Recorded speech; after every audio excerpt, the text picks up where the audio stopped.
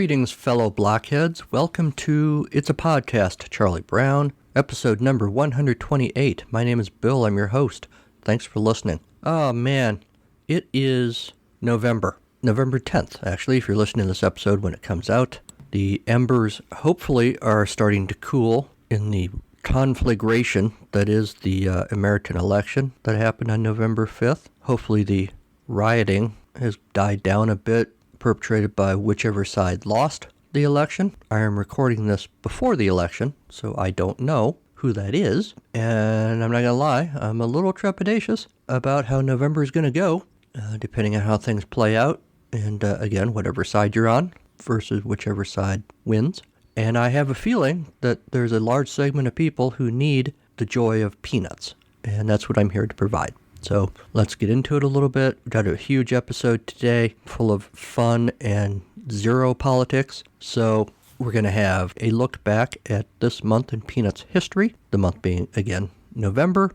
We're going to have discussion of yet another Peanuts by Schulz episode. We're in the final 12 now, less than a year's worth for this podcast to go. With those, it's called A Strong Personality this time, so we're going to talk about that. We're also going to, oh man, I was so happy. Our buddy Nat Gertler came back to the show, and he's here today. You're going to hear my conversation with him. Nat is the author of the Og blog, which you should be reading. He is the publisher at About Comics, which is his publishing arm, which does a lot with comics, certainly, but they also publish a lot of other interesting things. A lot of Peanuts stuff. He's authored or co-authored many books of varying types, including Peanuts stuff, and he's got a new show, a new YouTube show now that he's here to talk about, and we do that, and of course we also get into Peanuts as well, because how could you not if you have Nat here? So that'll round out the show today. I will probably ramble a bit at various points. Other stuff might happen.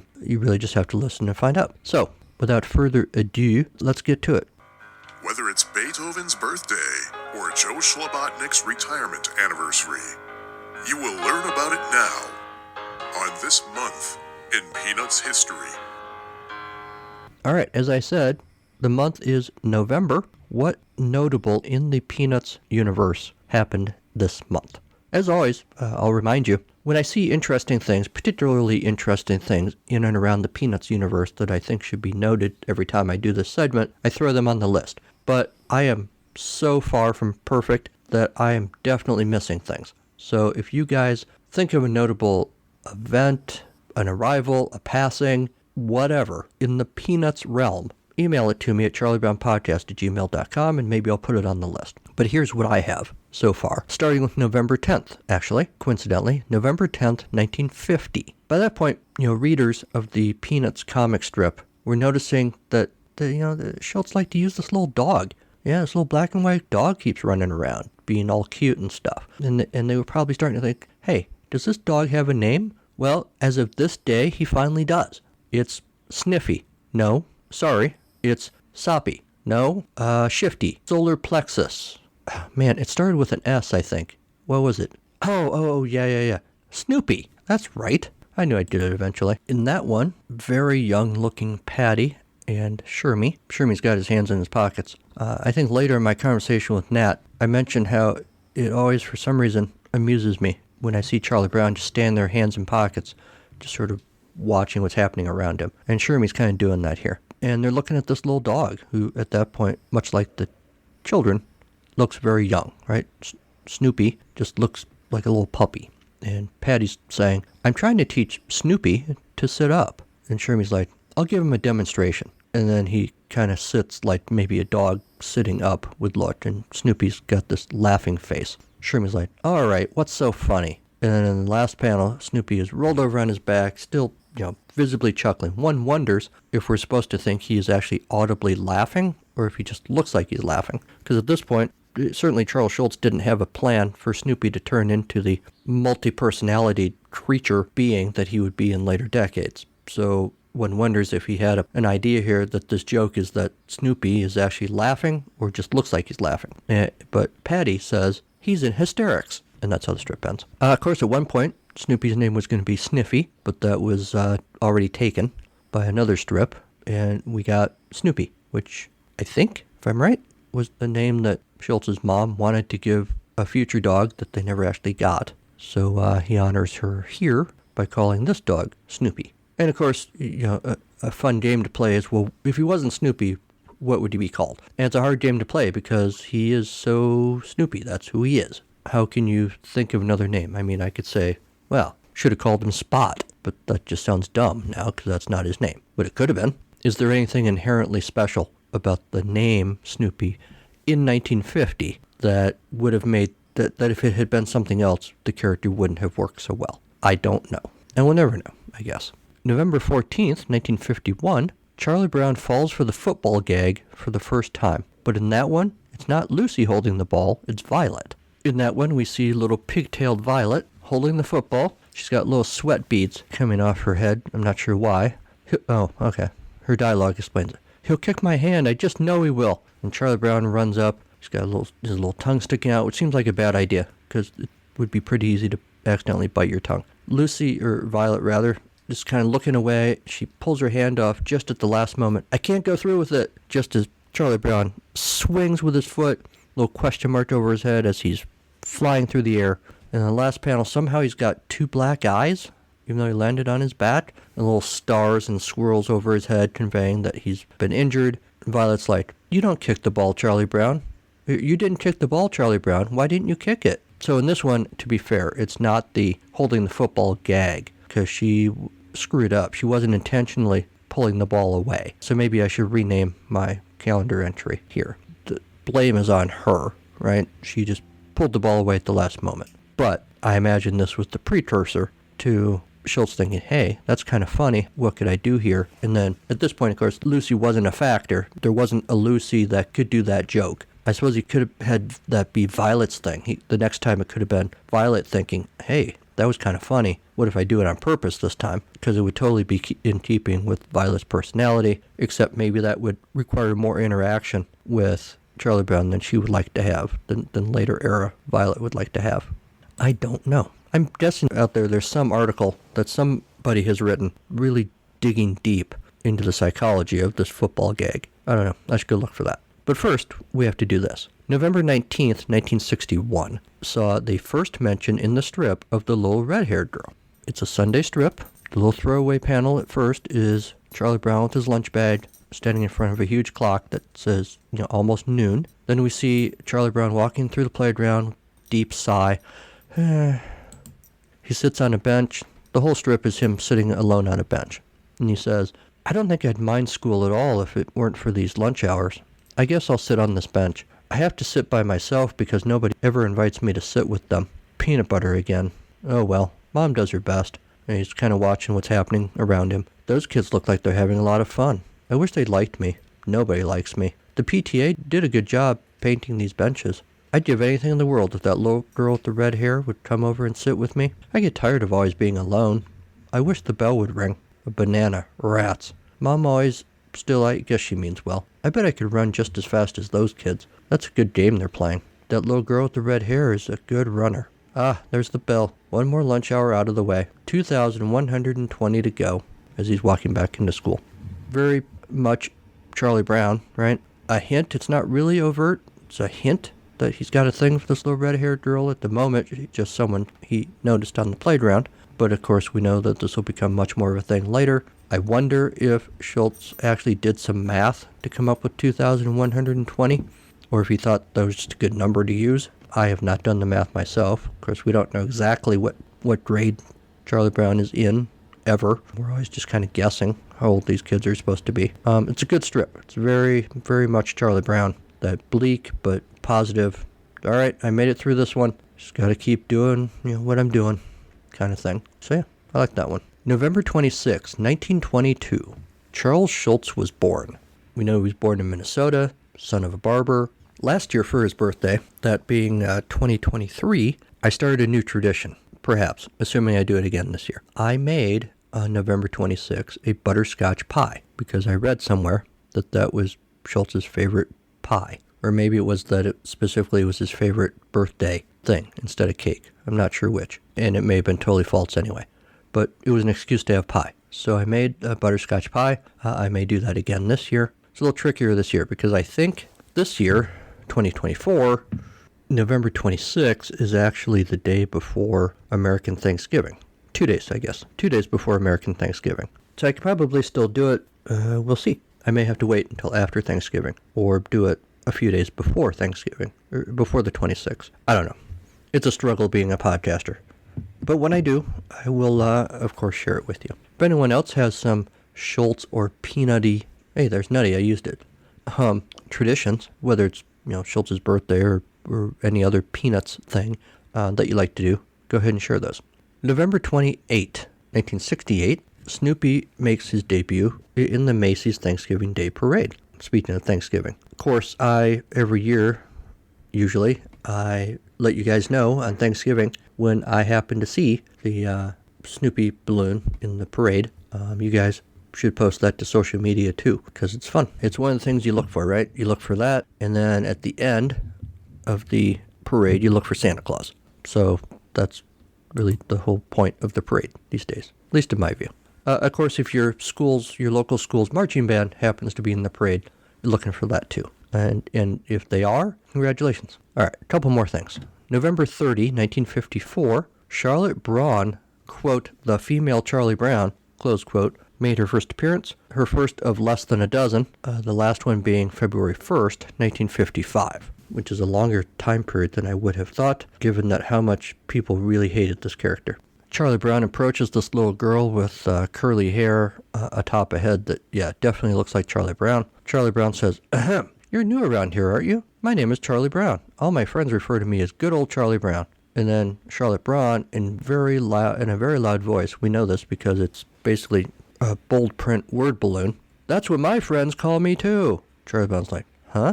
And then in the last panel, in a very Charlie Brown pose, hands out, ta-da, good old Charlotte Braun. And Charlie Brown's like, oh no, because he has realized, it's a female me.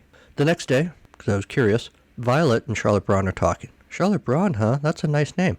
Any relation to Charlie Brown? Oh, good grief, no. Absolutely not. No, sir, not at all. No, sirree, absolutely not. Charlie Brown's been listening to this. He enters the scene. All right, you don't have to be so insistent. There's another one the day after that, the day after that. She seems to just get louder and louder. Man, is it every day until February? Nope. Then we take a break for a Sunday. Yeah, and then, okay, we got a little bit of a break. Let's see, what was the last one? Oh, then she's back. November 1st, 55 was the last one. I'll take a look at that one. Charlie Brown's sitting there reading. Charlotte Brown rushes in. Well, if it isn't good old Charlie Brown, where have you been keeping yourself? I'm sorry I can't stay and talk. I have to get home. In the last panel, Charlie Brown's looking very fatigued. She's the only girl I know who has a built-in high-fidelity speaker.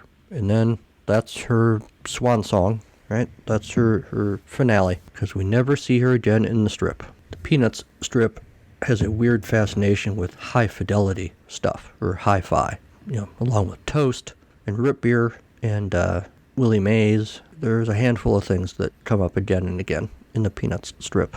All right, and finally, as we frequently do in This Month in Peanuts History segment, we end on a downer. November 30th, 2005, artist Jim Sassville passed away. He, among many other things, worked with Schulz on the Peanuts comic strips, on the Peanuts comic books, before he went on to do many other things. I spent a large amount of time talking about Sassville in episode 116, and I would invite you to either visit that for the first time or revisit it, because, like I said, I spent a long time talking about Sassville's career, especially his work with Schulz. And that is This Month in Peanuts History. Whether it's Beethoven's birthday or Joe Schlabotnick's retirement anniversary, you will learn about it now on This Month in Peanuts History.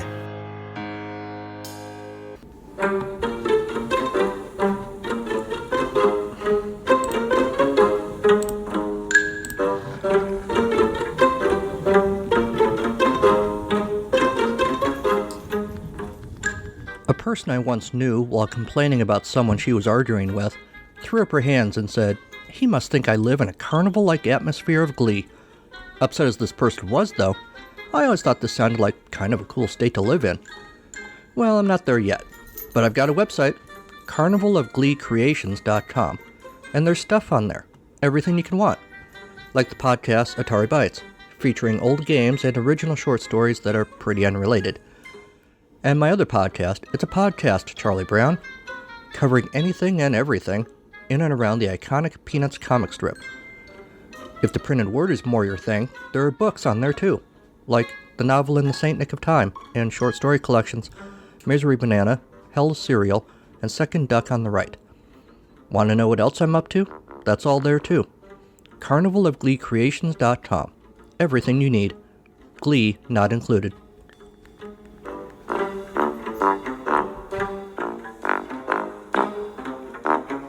Peanuts by Schulz.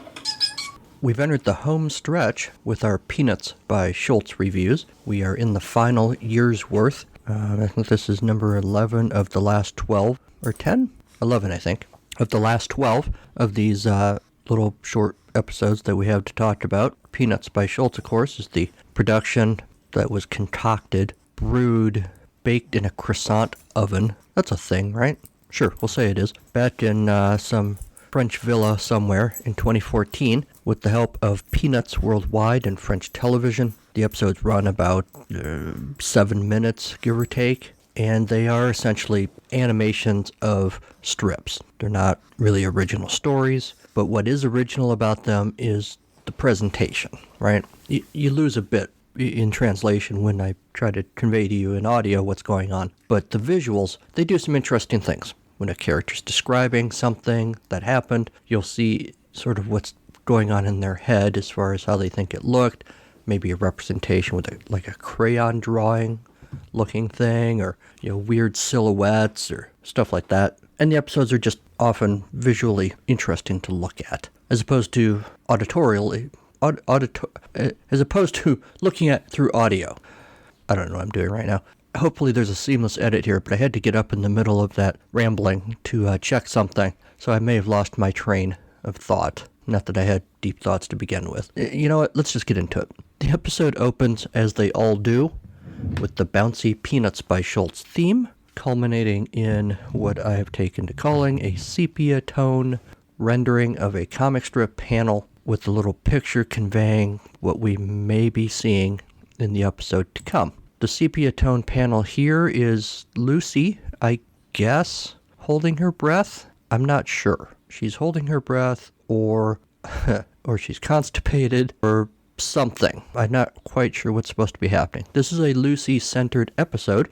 Lucy being Lucy, for the most part, bossy Lucy. There is one segment that we'll get to where she's sort of hearkening back to 1950s Lucy, where she wasn't so much the fuss budget, but she often went around very confidently conveying knowledge that was just completely off the wall. So there's one segment like that here. All right, we'll get there in a second. So, as always, while we're looking at this sepia tone panel, we hear the character giving us a clue what we're about to see. The episode, did I say this already? The episode is called A Strong Personality. So what she says here in this moment is, life is a cinch when you have a strong personality. Seriously, go watch this episode, which you always should anyway, to see the look on the drawing of Lucy. I don't quite know what's going on here. The episode proper opens with Schroeder at the piano, banging away. He's not really. It's not like he's playing the Linus and Lucy theme. He's playing something very gentle, very Beethoven-y. And Lucy approaches and poses a question.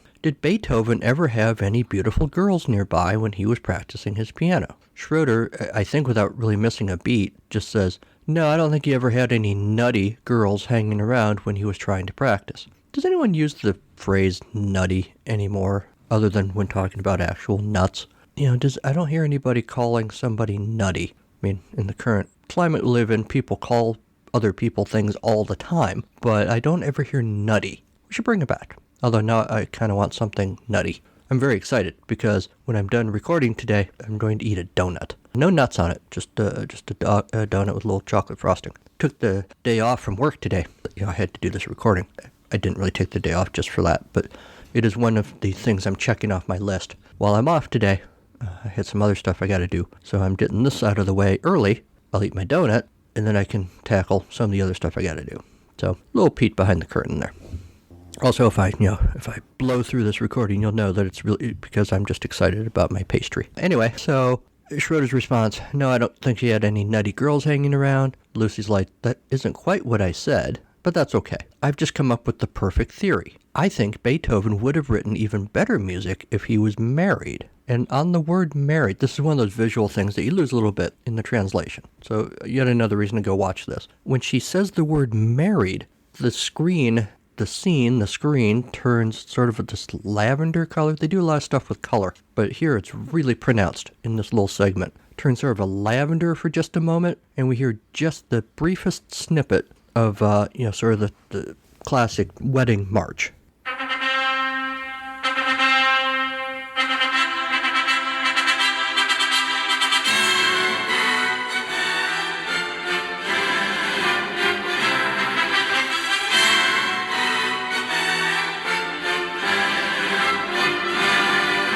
At least I think that's what it was. If memory serves. It's a really brief snippet and really wasn't expected. I didn't know this, actually. It's a lot older than I thought.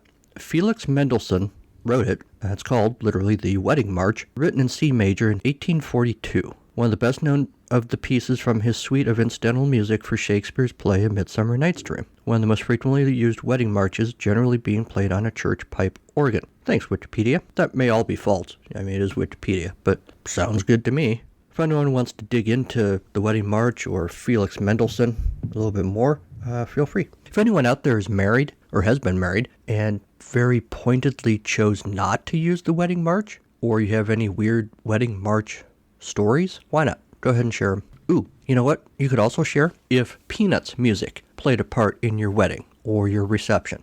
Like maybe, that your first dance as a married couple was, the Linus and Lucy song, which would be awesome. I'm married, been married for, forever and a day.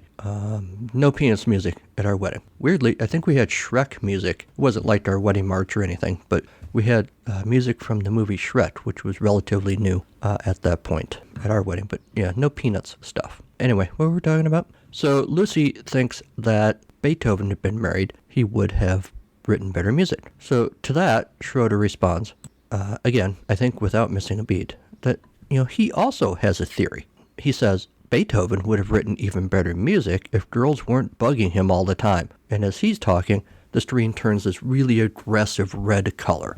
Lucy then shifts gears a little bit. She tries being a little quieter for a few moments, and then she's like, have you noticed that I'm not bugging you? And just doesn't elicit an immediate response. So she goes, have you noticed? A little louder. And the scene is orange for a moment there.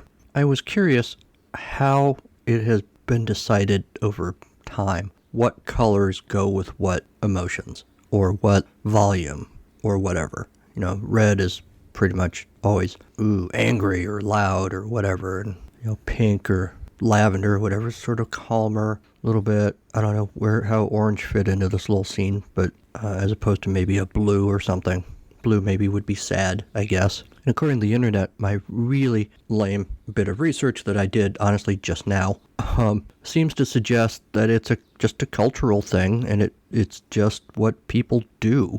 It looks like psychologists have done studies where they asked people to associate color to feeling, and it just seems to be what people do. There seems to be a tacit agreement, even if it's not a conscious thing, what colors go with what emotion. And it's kind of weird, actually. People, in reality, when they think about things, can't agree on anything. And yet there's this idea that we all just kind of accept. Red means angry. Why?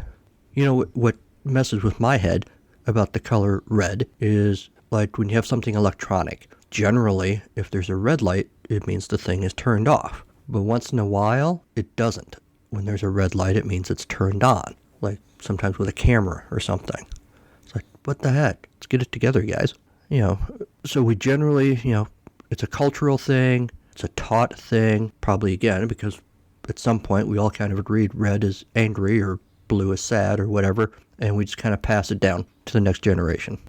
Warm colors are reds and oranges. Oh, see, there you go. This thing I'm looking at here, red is a warm color. You would think that would be a cold. Oh, the same article has red listed as a warm color, but also as a color that evokes a range of emotion, from love and passion to anger, strength and power. So maybe it's red. I keep coming back to red because it's a really strong one. Maybe red's not so much angry as just powerful. I guess that makes sense. Blues, greens, and purples are sort of cool colors that go with calm, tranquility, freshness. I would have said sad. Purple is more spiritual, evidently. According to this article, black represents the unknown, the unexpected, or mystery. I think we all kind of agree on that. But again, I don't know why exactly. Verywellmind.com and other places talked about how, because of this, actually seeing the color can affect how you feel, right? I guess if you feel pretty good, but you suddenly get chucked into a totally dark black room, you're going to be uneasy. You're going to be worried about the unknown or whatever. Yeah, I don't know. I guess I could do a whole podcast on that if I really wanted to, but I don't. It's just something I'm curious about. If any of you are out there, happen to know about this stuff, go ahead and pass it along. So now we get, speaking of color, we get one of the interludes between scenes. This one is lime green, and it's one we've seen many times. I think they use the same, I know they use the same interludes over and over, but I think maybe they mixed the colors up a little bit, because for what it's worth, I don't remember seeing this one in lime green. But it's the one where Snoopy walks up to the piano. Schroeder's not around. He sits down. He flexes his toe beans, as my wife would call the dog's toes. Flexes a little bit, and then he bangs out a single paw note. Side note here, the dog in the room with me just farted, and it was pretty loud. I don't know if it picked up on the microphone or not, but just to give you a sense of how unpleasant it is in the room right now. And he bangs out a single note, and as with all, oh good lord, bug, I'm not hungry for my donut anymore. Sorry everybody. Maybe I'll cut this out, but I probably won't. As musical notes always do in Peanuts, it appears at the top of the screen, and instead of the little arch thing with the little, and I still don't know what you call these things, the little tails on them, in this case, they're little paw prints. And then we're back to the action. Lucy and Charlie Brown are at the thinking wall. I don't know what they've been talking about, but Lucy's got chin in hands. She's really deep into whatever this is. Charlie Brown makes the comment, in another few weeks, all the birds will be coming back. And Lucy's like, from where? Charlie Brown says, well, from down south. Didn't you know that birds fly south for the winter? Lucy's like, oh, Charlie Brown, you say such silly things. What a sense of humor you have. Charlie Brown's like, no, they do. They fly south. Lucy's like, sure they do. And they fly west during the spring and east during the fall. She walks out of the scene just laughing. Thinks this is hilarious. Charlie Brown's like, I feel like going home to bed, but it's only noon. Lucy runs back into the scene, and she's like, hey, wait a minute. What about chickens? Chickens are birds. You never see them fly south. The internet points out that chickens don't head south for the winter because they're pretty well acclimated for the cold. They have, feathers that provide insulation. You can fluff them up, make an even warmer coat. I imagine the fact that chickens don't really fly all that much probably has something to do with it. It would take a really long time to go south. They'd have to hitch little chicken rides. For the record, chickens do fly, but not very well. They can fly short distances, 30 to 40 yards, and get up to about 8 or 10 feet. So yeah, it'd take a chicken, in Indiana a really long time to get to, Peru or whatever. So they're probably like, yeah, you know what, forget it. We'll just stay here. Put on a sweater. So later on, we don't know how much time has passed, but sometime later, Lucy finally decides to admit. She tells Charlie Brown, I asked my teacher about this birds flying south thing, and she said that actually some birds do fly south for the winter. And Charlie Brown's feeling pretty satisfied, but then Lucy's like, so you know what that means? I think I need to change teachers. At this point, when they have this little exchange, they're not behind a thinking wall. Hey guys, you guys all know what the thinking wall looks like, right? It's just this low brick wall that only comes up to a height of about, chest height for the Peanuts characters. And this is a similar wall, but it's behind them. And there's a couple of sort of bare trees. Of course, it's, we know from the setup of the scene, it's early spring. So the trees don't have their leaves yet. They're very sparse. And the wall itself is not a perfectly straight wall. It's got some curves in it, and the brick is a little bit different. And it's just a really nice looking bit, especially when Charlie Brown's just standing there by himself in front of this sort of tableau. Yeah, that's the word I'm going to go with, tableau.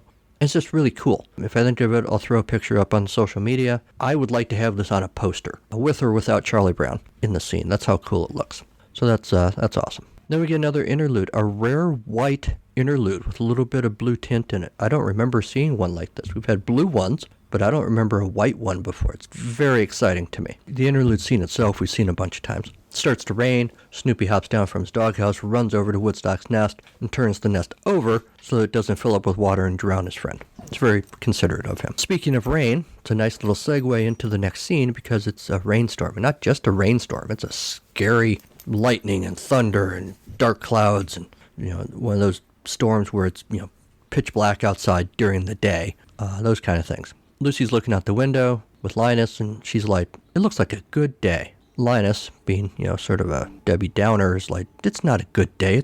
He doesn't say crappy, but he basically conveys the message that it's a crappy day. It's awful. It's raining. Can't go outside, blah, blah, blah. And then Lucy's like, well, it's a good day to be crabby, which of course is a good day for Lucy. Next we see them. It must be I don't know if the storm continued to another day and it's still raining, or if it's the same day, but we were just seeing them really early in the morning, or what. Because now they're going to the bus stop. They got their school books and stuff, and they're going to the bus stop to, I guess, wait for the bus.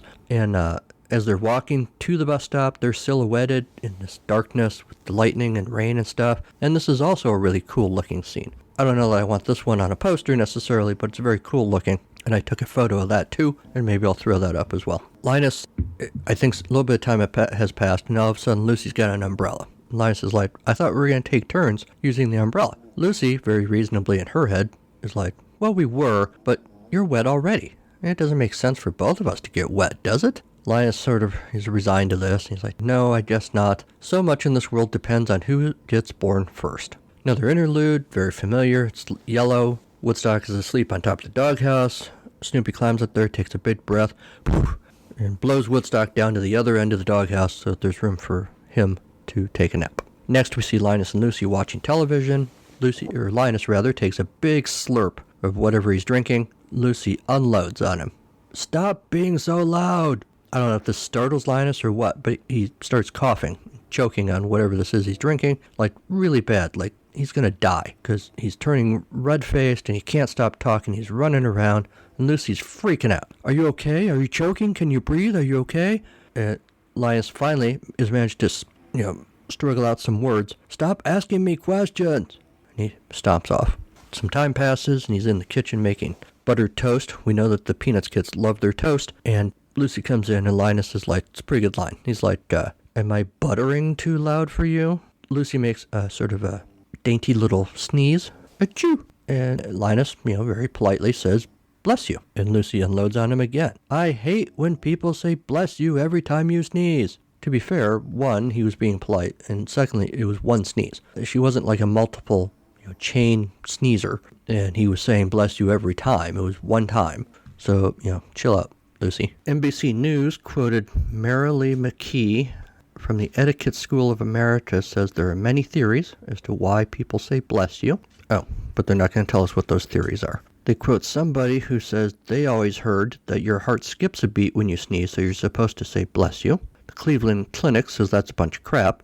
They put it nicer than that. There are other theories. For many years in the Middle Ages, people believed that when you sneezed, your spirit left your body for a second. So if you say bless you, that'll bring you back, and also keep evil spirits away. During the bubonic plague, saying God bless you offered a desperate prayer for health and protection against the deadly disease. Pope Gregory is said to have encouraged people to embrace these blessings during that sort of rough time. Some Americans also say Gesundheit, which is the German word for health, although Americans don't know it's a German word because, let's be honest, many Americans don't think there's any real language other than English. But this one showed up in America, of course, because of German immigrants. Turkey says a live long and prosper when somebody sneezes, so apparently they're Vulcan. Spanish speakers say salud. Portuguese say, and I'm probably mispronouncing this, saude or sode. So yeah, nobody knows why people say bless you, but for the record, Lucy hates it. So Linus is like, brothers and sisters shouldn't be in the same family. Another yellow interlude. I don't think I liked that they used the same color interlude twice in a row, but I'm going to let it go for now. The one where Snoopy is tired of poor little Woodstock singing his happy little tune. He grabs a music note out of the air and brains his friend with it. Being friends means that you can physically assault each other, I guess. We see Schroeder at the piano again in the next scene. He's got a huge bust of Beethoven on his piano, but not so huge that Lucy can't just throw it aside when she enters the scene. What if I asked you to choose between piano and Beethoven, she says. That wouldn't be hard, he responds. Then Lucy, feeling the way the conversation's going, is like, I haven't asked, have I? I guess not. And Lucy's like, phew. Later she says, do you think love is the answer to everything? And as she's speaking, this is another one of those visual things, a little pink heart floats up to sort of bounce around the musical notes floating overhead. Schroeder, in a nice little visual touch, just kind of blows it away and says, I hope not. Then Lucy wonders if two people like the same thing, could it bring them closer together? And Schroeder's kind of on board with that. It's like, sure, take music, for example. Two people who love Beethoven could be very close. And we actually see a little, I don't know if it's him imagining it, or it's her imagining it, or what, but we see the two of them pushing a baby carriage with a bust of Beethoven instead of a baby in the carriage. And Lucy's like, well, how about TV? At that, Schroeder stops dead playing the piano and gives her a really icy stare. Clearly he's not a TV fan. So Lucy decides to take another approach. Would you like to give me piano lessons? No. We could sit side by side. And she does just that. She moves around to the playing side of the piano and sits right next to him. To which he responds, I think I'll switch to violin. And that's the end of the episode. Mostly. We get the end credits, and then we actually get a post-credits sequence. Sort of a Marvel-style thing. But instead of Spider-Man or something, we're back at the bus stop in the rain.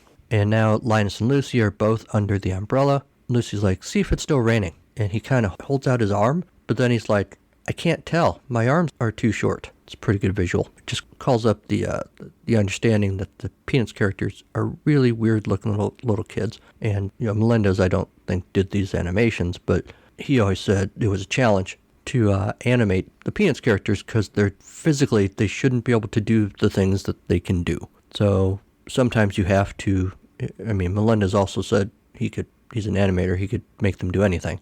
So sometimes you have to kind of extend their arms a little bit, or you have to make them turn a weird way or something that based on their body type they shouldn't be able to do. You just kind of accept it. And here they just sort of say, you know what, we're not going to do that. We're just going to make the joke that he's got this tiny little arm and he can't extend it out. You got to overlook the fact that it's pouring rain and they're standing it. They could just look around and see, yep, it's raining. But it's a good joke. And that's the end of the episode. I like this one.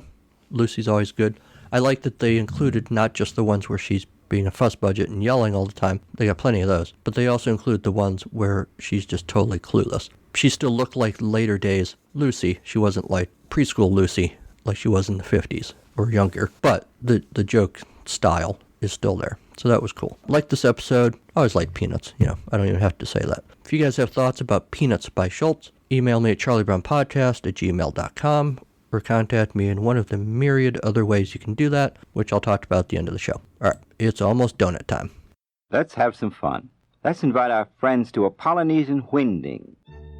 If you've ever been to a used record shop, estate sale, or a Goodwill store, you've likely seen them. Records of motivational speeches, instructions on how to set up your state-of-the-art 1972 stereo system, gospel quartets that inexplicably have 5 members, and learning to belly dance. Forward, right, backward, left. Who buys this stuff, you've undoubtedly asked? Well, to answer your question, I buy this stuff. Gentlemen, get the thing straight once and for all. The policeman isn't there to create disorder. The policeman is there to preserve disorder. I'm Sean, and I have a weird record collection. If you've ever had the slightest curiosity about these vinyl oddities but weren't curious enough to part with your money, have I got great news for you. I parted with my money so you don't have to part with yours. My Weird Record Collection is a podcast that discusses these interesting albums, complete with samples and, whenever possible, the history behind these wonders of wax. While I'm at it, I'll also go over some general record collecting tips and tricks with you along this crazy journey. Keep an eye out on your favorite podcast provider starting in January 2024. In the meantime, you can follow me on the various social media platforms under the handle My Weird Records or search for My Weird Record Collection on Facebook. So subscribe to My Weird Record Collection. It's sure to get 1 million downloads in January. And exaggerate your mouth movements.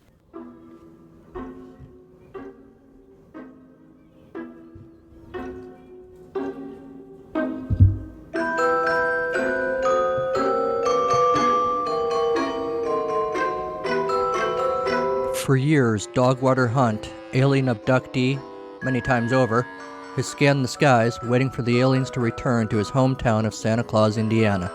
Yes, it's a real place. This year, on Christmas Eve, Dogwater believes it will happen. Dogwater's friend, Cameron Jones, a successful novelist, is struggling with writer's block. A talking goldfish, that's normal, isn't it? And a battle with his ex-wife over her plan to move to England with their 5-year-old daughter. Meanwhile, up at the North Pole, Santa himself has got his own problems. After centuries of being jolly, the constant tide of kids who believe, then don't anymore, is wearing on him. So he quits, hangs up the red suit, and is Kringle no more. Where does he go?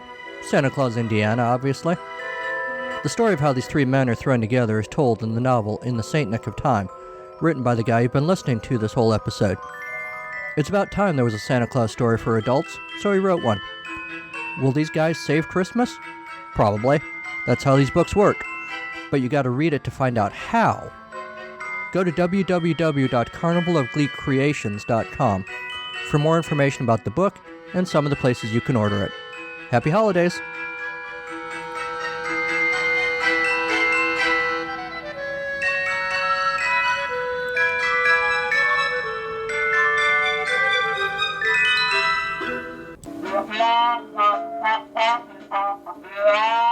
Nat Gertler is an author and the guy behind the publisher About Comics, which has published an infinite variety of things, chronicling and preserving comics history. He writes the indispensable Peanuts resource, the OG blog, which you should all be reading, and is the co-author with our friend Benjamin Clark of the really nice book, Charles M. Schulz, The Art and Life of the Peanuts Creator and 100 Objects, which I'm happy to say is on my shelf right now as we're recording. And he is a frequent guest on this show, which makes me very happy. Welcome, Nat. Glad to be here again. You have a new show.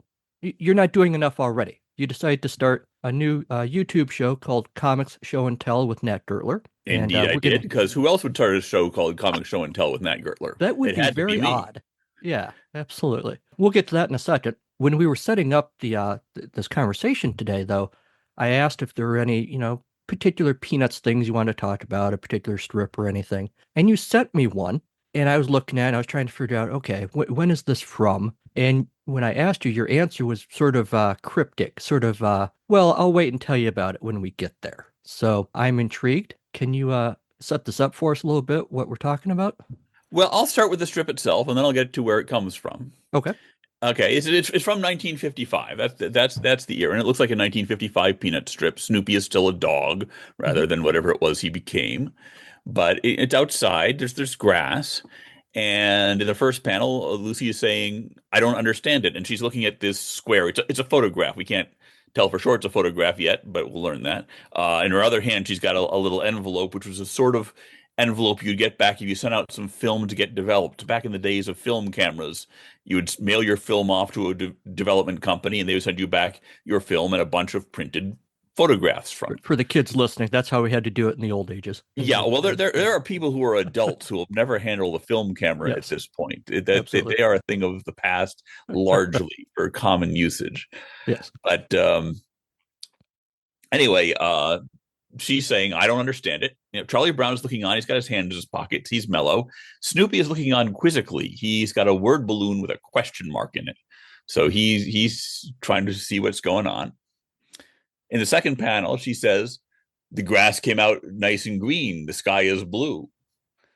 And in the third panel, Charlie Brown and Snoopy are leaning in to look at the photograph. And she's saying, and look at all those flowers. The colors came out perfectly. And then in the final panel, she says, but the dog is in black and white? The dog is black and white.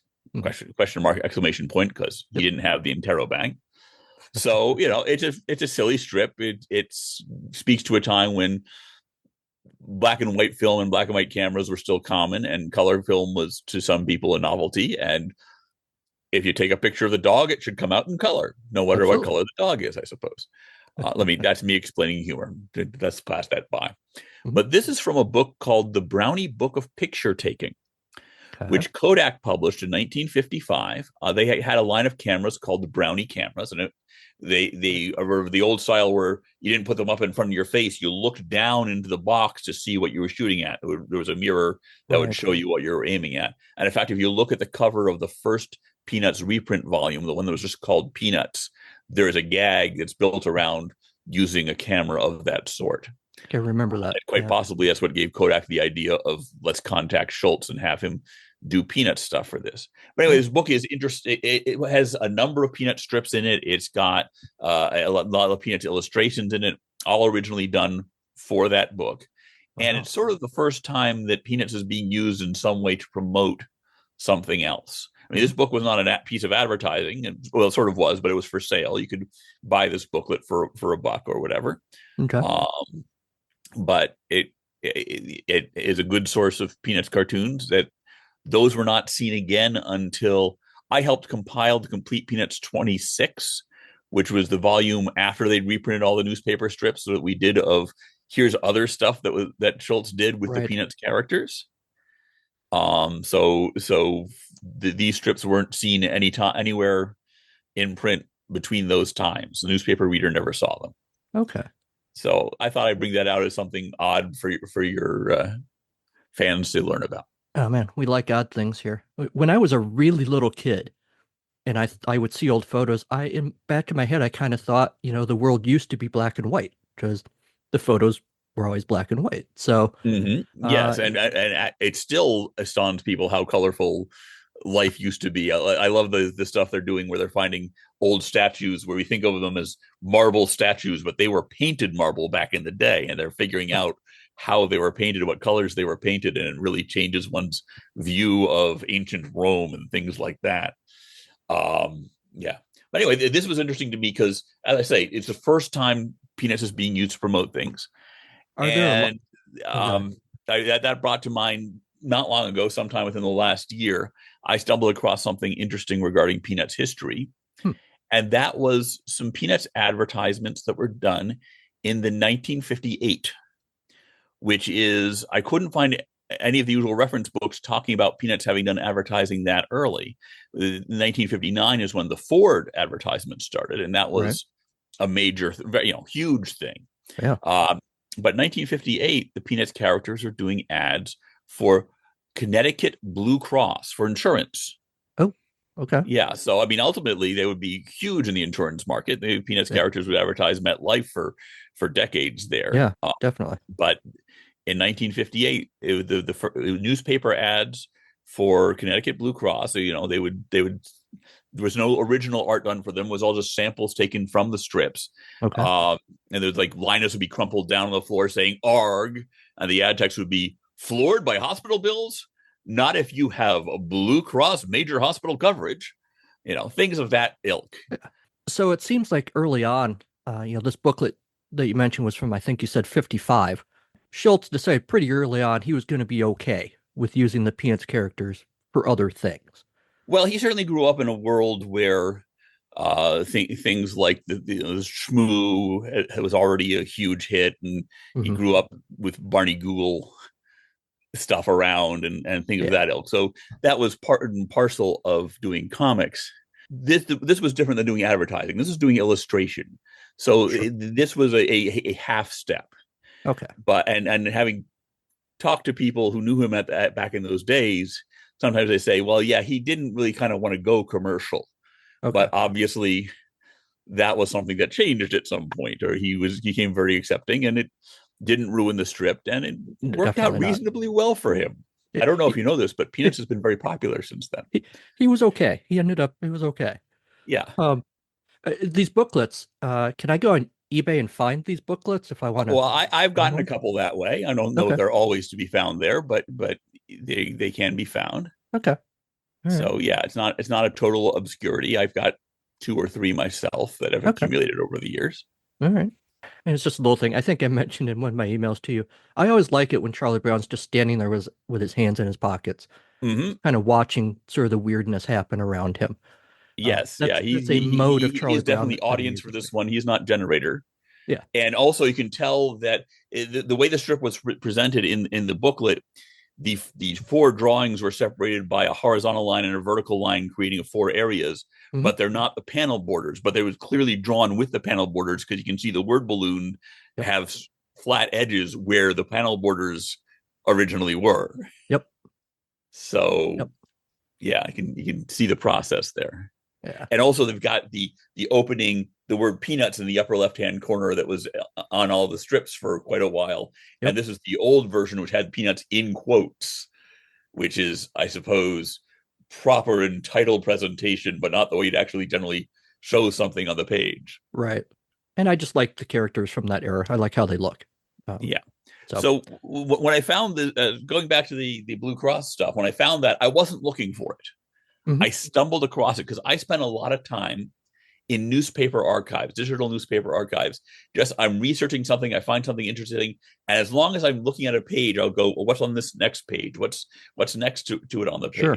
And often I find another thing to go start researching. So I really go through a series of rabbit holes, just going down, down, down. Yeah. And I was looking for something totally different when I happened to see, oh wait, if there's a Linus on a page, I'm going to notice it. Sure. Absolutely. And so I dug this up and hopefully have added this to the Peanuts history that is known. Absolutely. Yeah. And that's the sort of thing that actually drives the video series we were bringing up before. Well, funny you should mention that.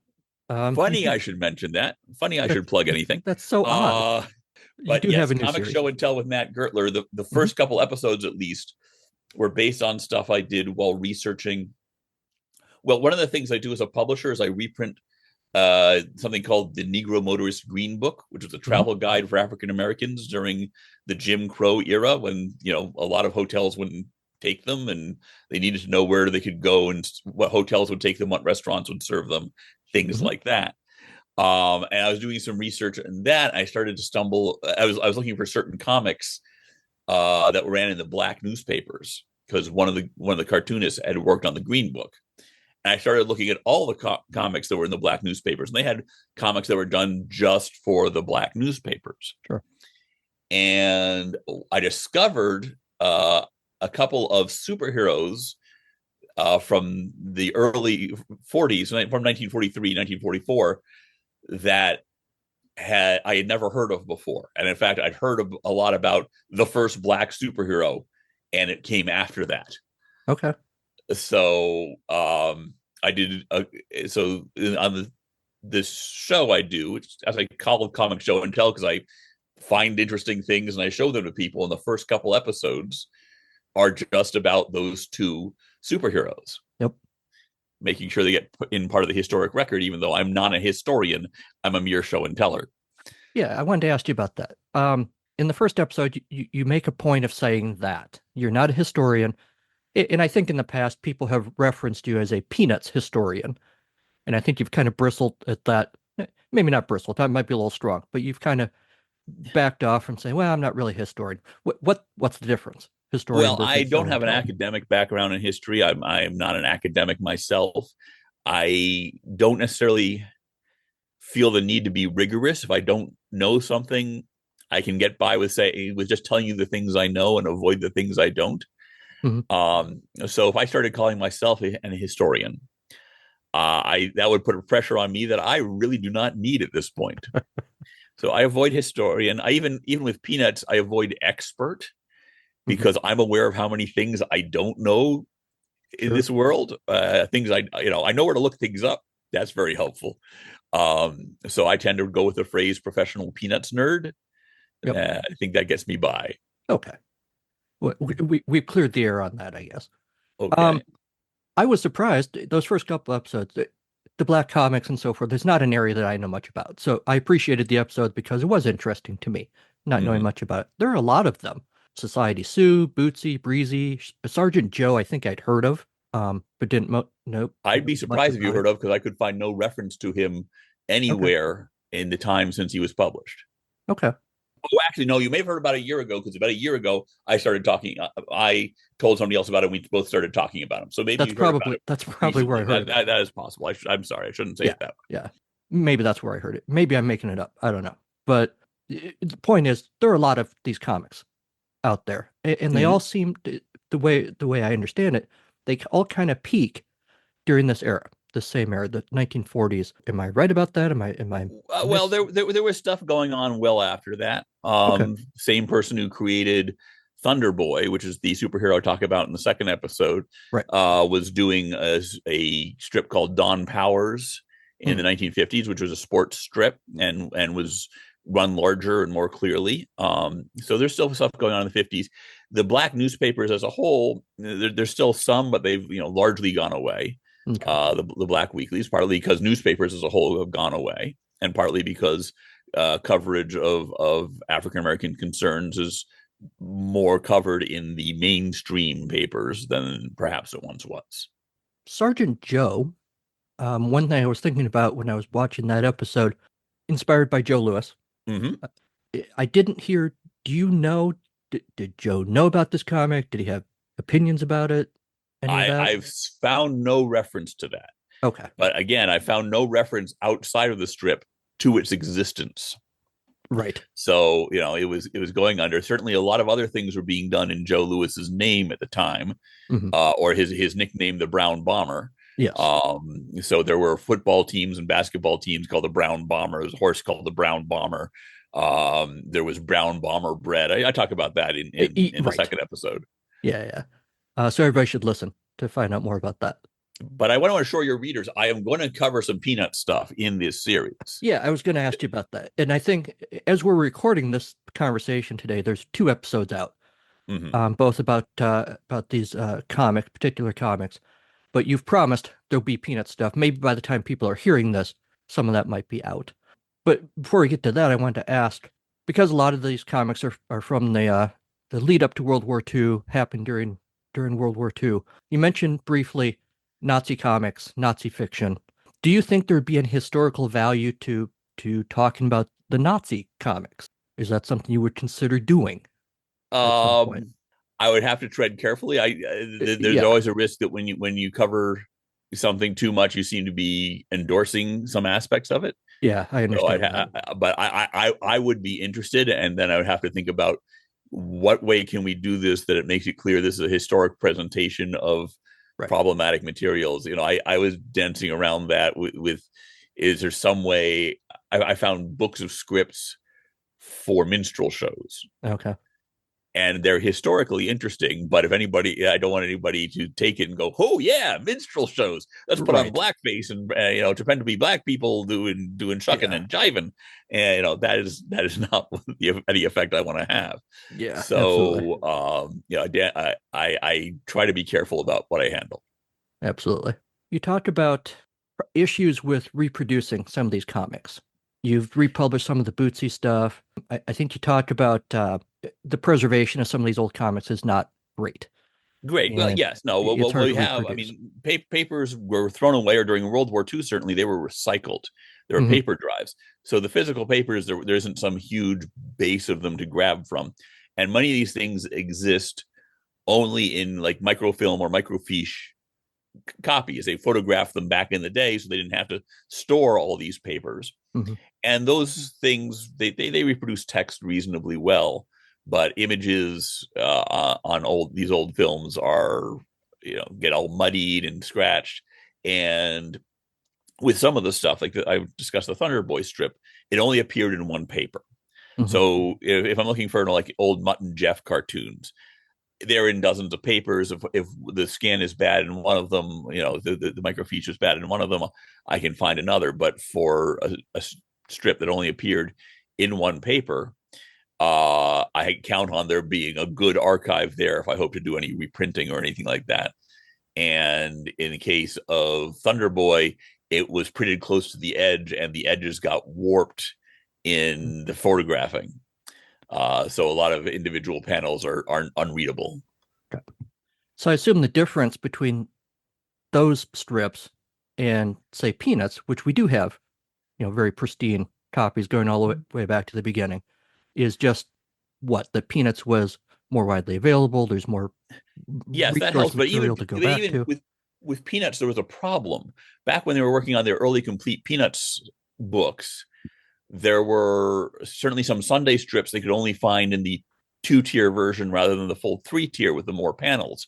And you actually see that in the first couple editions of the books. Eventually, they found source for all of them. In one case, they contacted me to see if I could find something, and I found that a certain strip had been reprinted in a comic book, and the panels were rearranged and such. They had to try to rebuild it as best they could, but they gave them at least something to work from.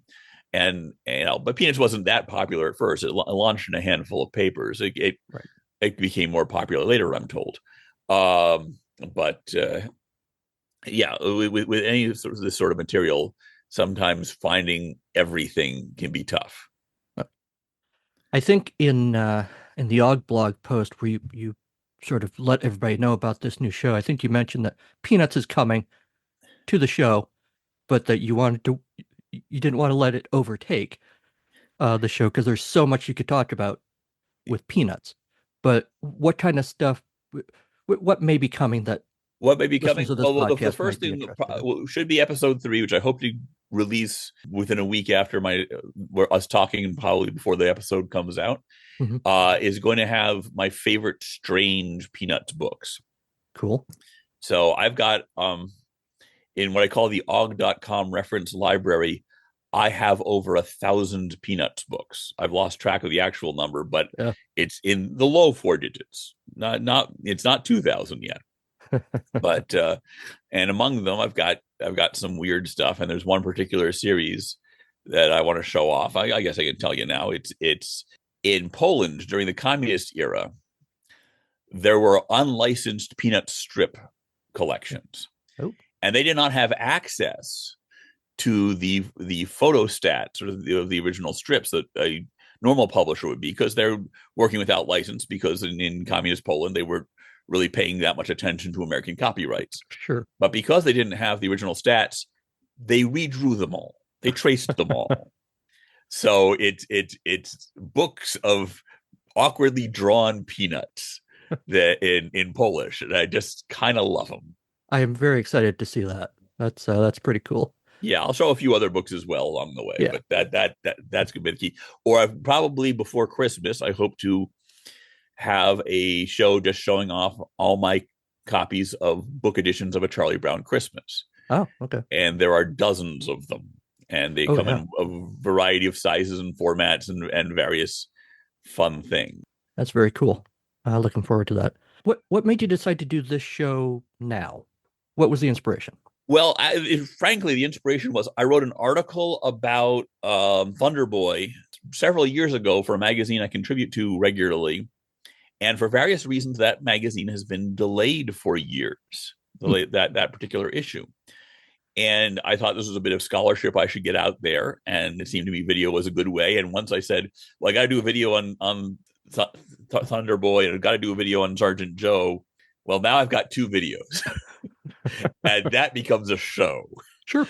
As could I do other things with that? Of course I could. And the trick I'm going to have is making sure I don't rely totally on pre-1950 stuff. So the Peanuts will at least help me do that, have relatively modern stuff in there. And but I would like to get some real modern superhero stuff that somehow is weird and such that people might not know about. Sure. I've been buying comics for the strong majority of my life, and I'm halfway to being 60 from being 59. So that adds up to a few years, and my quirky taste, I think I'll have things to show off. Before I let you go, I would be remiss if I didn't ask you about the upcoming 75th anniversary of Peanuts. Hopefully you'll be back before the anniversary comes, but we're about a year away. It's 74 right now. Mm-hmm.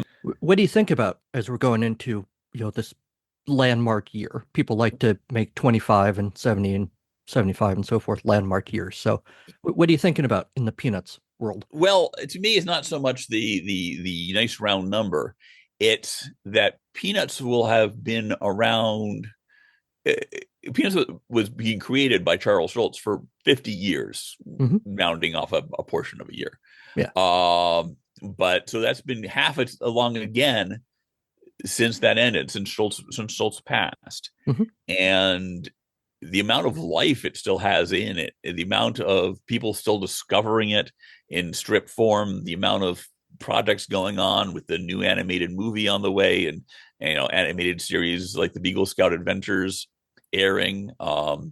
So frankly, its ruggedness is something to be recognized and celebrated. As a side note, you brought that up. But do you know, is the new movie, is that a theatrical release or is that an Apple TV thing? I don't know that they said, and a lot of the movies being done for the streamers these days get at least a limited theatrical release just so they can qualify for certain awards. Yeah. So I would like to see it out on the big screen. Absolutely. I wouldn't be surprised if it was just out in the big screen on 2 theaters in Los Angeles and 2 in New York or whatever the minimum is for the Oscars. Yeah, exactly. And I'm not sure they've decided. Sometimes with these things, they make it and then they say, okay, is it worth putting it out? You have to remember that Peanuts was the best reviewed movie that Blue Sky put out. And until its last couple, the worst grossing. It did not do the scale of money one would help. But on the other hand, if you're making it anyway, if the expense is going into producing it, it may well be worth putting out there. I'm with you. I would love to see it on a big screen if we can, but we'll see, I guess. All right. Show and Tell is on YouTube. Yes. Do you probably have to search for Show and Tell with Nat Gertler, or just search for Nat Gertler, just because there's an awful lot of videos on YouTube, it turns out. Really? 3 or 4. Dozens. Is what I've heard. Dozens. Do you have, I watched both the episodes back and back. Do you have a set release schedule at this point, or is just kind of as things develop? Well, for the first 4, I'm trying to do every 2 weeks, just because the 4th one I want to get to before the election, the upcoming U.S. presidential election. And that's because I'm talking about the first woman elected president in comic strips. Oh, okay. So we may be about to, and frankly, forgive my politics, I hope we're about to elect the first woman president. Yeah, me too. And I think this would be a good time to highlight this little oddity. Again, it's something that most people don't know about it, but I find them, I show and tell them. And that's why I appreciate you, because you find this stuff that people don't know about, and it always fascinates me. In Peanut stuff and other stuff too. So certainly. I'm glad. It's just me. It's part of my personality. But after that, I'm hoping to cut back to 1 a month.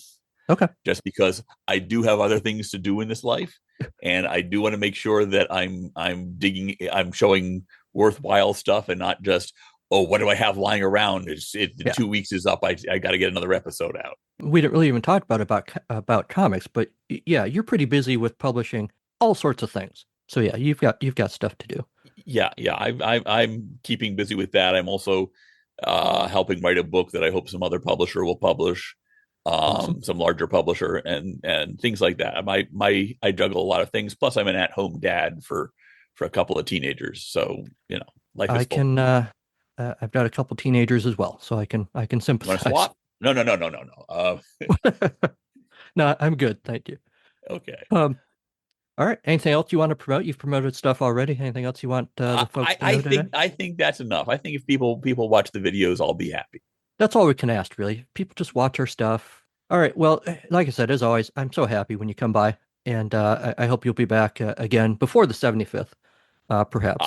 We'll make that happen. All right. Well, thanks again.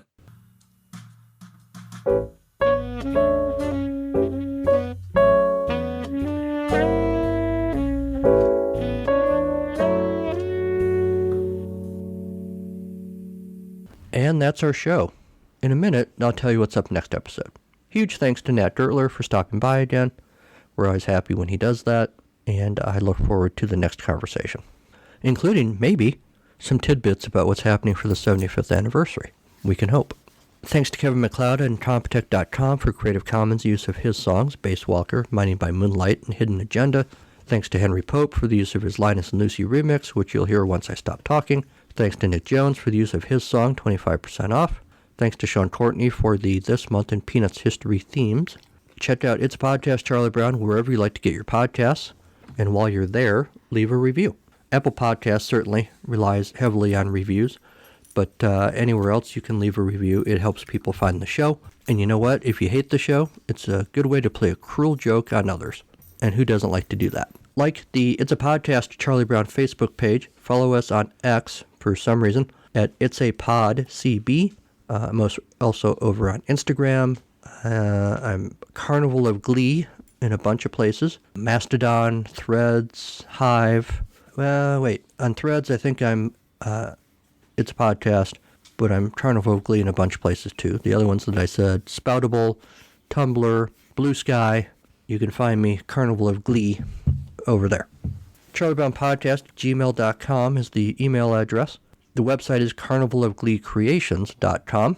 Information about this show, information about the show Atari Bytes, which is on an ever-expanding hiatus, information about other stuff I've worked on, links to just a few of the places that you can buy books written by me, including In the St. Nick of Time. We're in November now, right? It's getting to be the holiday season. You might want to check out my novel, In the St. Nick of Time, along with the flash fiction short story collections that I've done. Check any of those out. They'd make lovely, lovely gifts, or even maybe stocking stuffers. Whatever you like. Or maybe just something nice for yourself. Submit your random strip of the month collection to carnivalofgleecreations.com, and I will share it on the show. That's always fun. Check out the Patreon page. I'm not, actively requiring people to kick in any money right now. I will eventually, probably. But the page is still there. It's a handy resource for upcoming episodes. And it's a good thing to bookmark. If you're inclined to kick a couple of bucks to the show, thank you. Hold on to it. And when the page becomes reactivated, you'll already know where it is. All right. We're about out of here. Next time on the podcast, we're going to have a random strip of the month. It could be yours, like I said. We will get into news and your feedback. And then we'll get back to Camp Snoopy. We kind of took a little detour from Camp Snoopy to do other things. But we still got a few episodes. We're going to look at Season 1, Episode number 8. And that'll be fun.